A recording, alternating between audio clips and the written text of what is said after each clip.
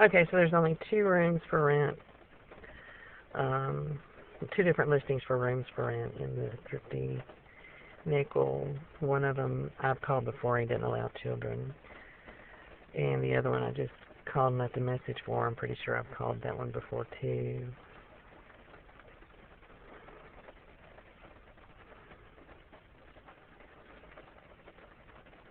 The rest of them are apartments and houses for rent, and you're looking at least $375 plus a deposit. Deposit's going to be at least $200, and then you got to get the electricity turned on, which means I've got to have about $200 to pay there. So $375 plus $200, that's $575 plus $200 more. Be what, $775, and I think that's a low estimate. I think I owe the electric. I think it would take $300 for me to get the electricity turned on. There's the Kings Manor thing, and then there's those apartments up there on North Market that we were accepted for. But and there's a kid that just walked out of the library. Notice that I am not anywhere near him. He's on the phone, just walking, holding the phone, and he's walking into the vending area. He walked outside and made a phone call, put a phone up to his ear, and then he turned and walked back into the vending area with a phone up to his ear. So, I'm not saying all this because I'm interested in what kids do. It's that I have been absolutely bowled over by the kids that come to this library, harassing me, and my son has too. And he told me that they were following him all over the library too. So, is that Lisa Culver? It kind of looks like her.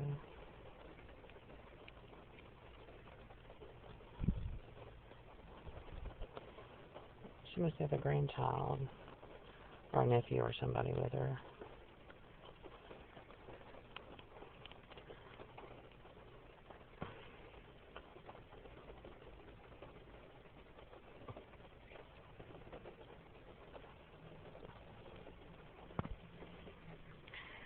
Her kids are grown, I think. I think they've graduated. She's a certified teacher with a master's in education. So,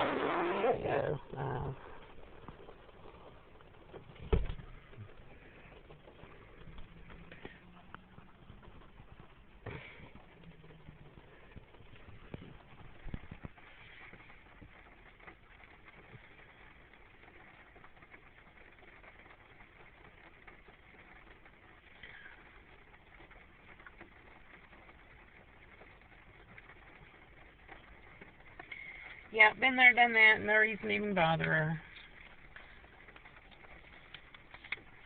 Yeah, hey, Lisa, me and Jake need a place to stay. Really? Gee, that sucks. Where have I heard that song and dance before, Jeanette? Get a life, get a clue.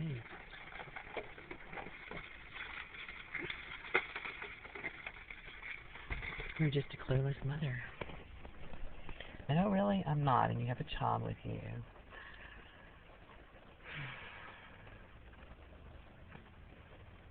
I'm not sure if that was her or not. It kind of looked like her. But I'm not sure if that was her or not.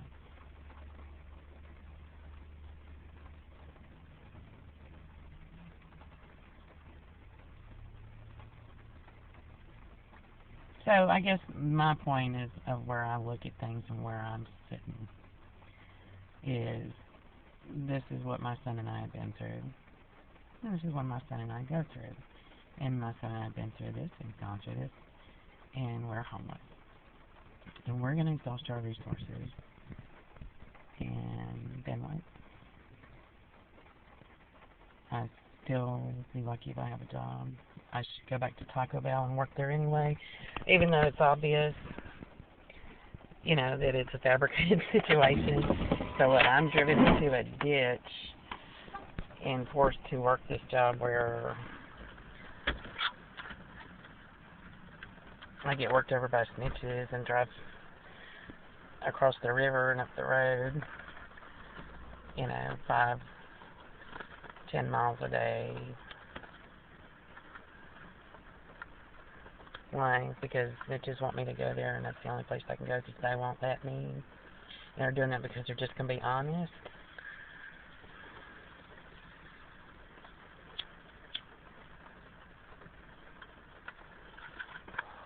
And oh well, who cares? You'll get a paycheck. Yeah, I'll get a paycheck till they get tired of me. It doesn't work for them anymore. They're done.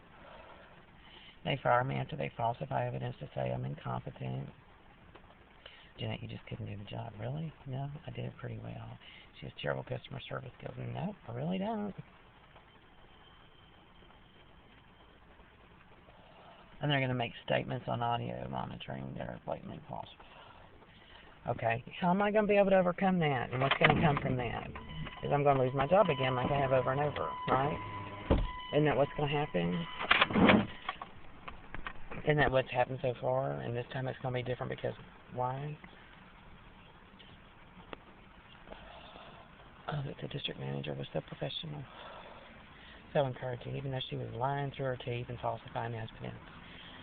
Somebody's going to show you who they are, you believe them the first time, right? You don't have a choice, and you have to tap dance with them because they're the only ones available that'll give you a job. And those are the terms that you have to allow them to walk all over you so you can have pennies to live on. And just barely make ends meet if you're lucky.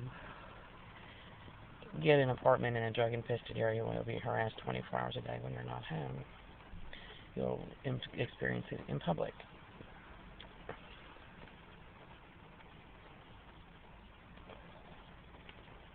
Right?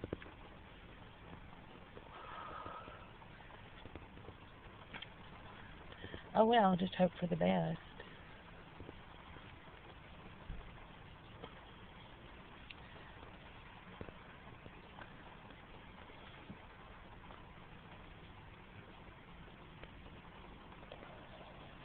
So I go to work at Taco Bell, and then my son and I sleep in the truck, 3 weeks away from a paycheck. We run out of money, can't find a place to live, and then what?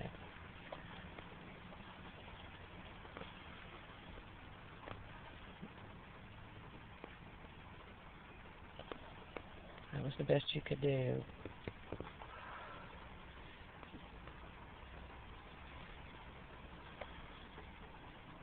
Was it?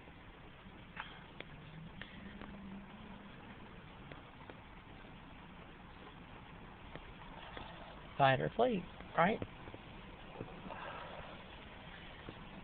Fight or flight response. I told Jake we'd never leave because it would just start over if we went someplace else. Well, if we went someplace else, at least we wouldn't have to sleep in the truck. But then if we live in a shelter where we get harassed by people, and we see it start all over again, then what do we do?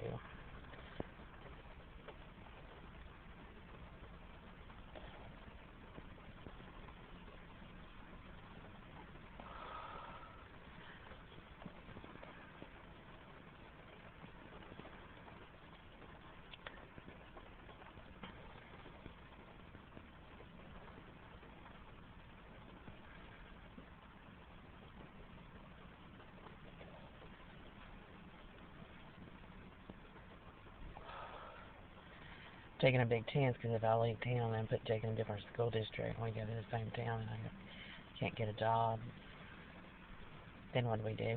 You know? Most places, when they see how fast I type, if they have data entry, you know, I can't get any data entry jobs here. Nobody will hire me.